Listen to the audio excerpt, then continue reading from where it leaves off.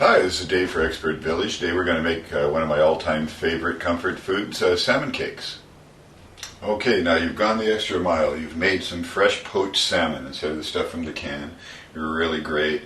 I put this in the refrigerator to cool a little bit. Now it's ready to flake into the bowl. This will be our first step into getting our patties going so we can cook these up and have some fresh salmon patties. Okay, so you simply just get your nice cooled salmon.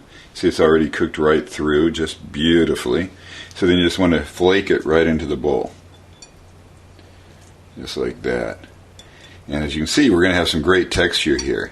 We could actually use a fork if you like it more smooth. Mine, I like to have a little more bite to it.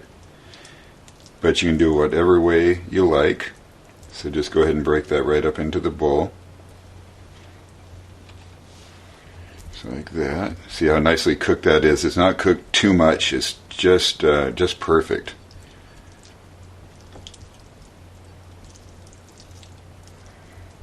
So if some gets a little too big for you in there, go ahead and just break that right up. Get our last little piece here.